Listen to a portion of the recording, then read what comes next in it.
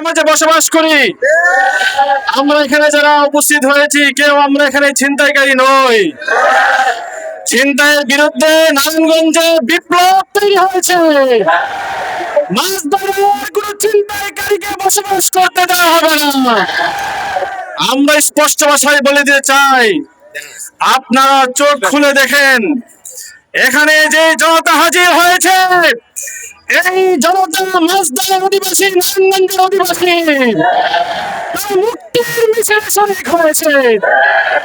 আপনাদের আজকে এখানে সর্বস্তরের মানুষের অংশগ্রহণই প্রমাণ করে আল ফালাহর সদস্যগণ এই এলাকার সর্বস্তরের মানুষের মুক্তির পক্ষে লড়াই করছে।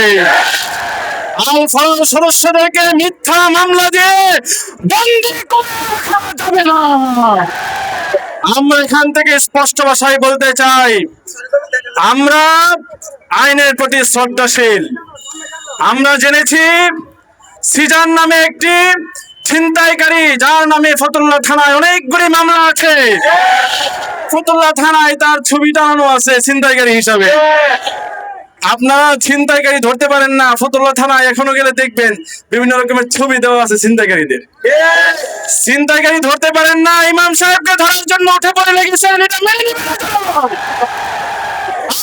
যদি আসামি ধরতে হয় তাহলে মাছদারে যত চিহ্নিত সন্ত্রাসী আছে তাদেরকে আগে কাঠগড়ায় দাঁড় করাতে হবে, এরপর অন্য চিন্তা করবে।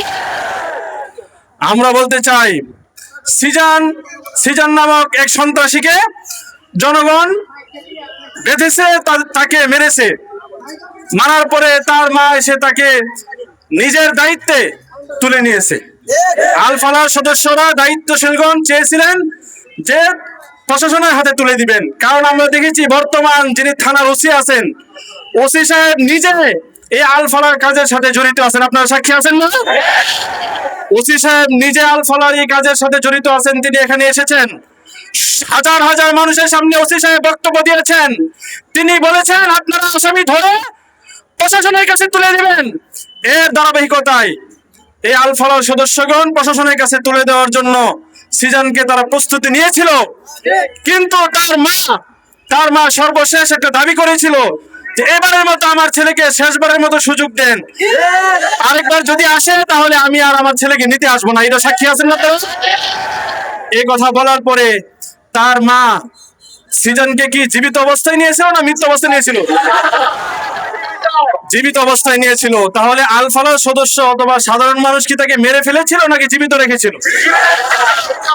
আমরা কাউকে বেঁধে পিটানো এটা আমরা সমর্থন করি না, কিন্তু সাধারণ মানুষ হয়তো খুবই সেখানে পিটিয়েছে, কিন্তু এখানে তো আল ফালাহর যারা নেতৃবৃন্দ যাদের নামে মামলা দেওয়া হয়েছে তারা তো সেখানে ছিল না।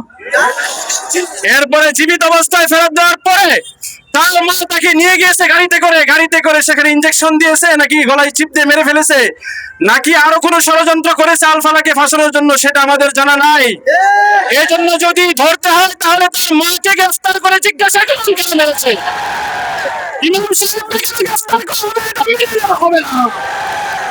আমরা স্পষ্ট ভাষায় বলতে চাই, উলামা পরিষদের পক্ষ থেকে আমরা প্রোগ্রাম করেছিলাম। আমি নারায়ণগঞ্জ উলামা পরিষদের সাংগঠনিক সম্পাদক।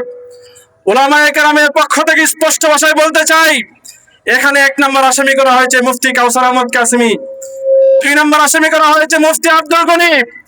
এখানে উলামায়ে কেরামকে দুর্বল মনে করে তারা আলেমদেরকে ফাঁসিয়ে এই মামলাকে অন্যদিকে প্রবাহিত করার চেষ্টা করেছে। এটা মেনে নেওয়া হবে না।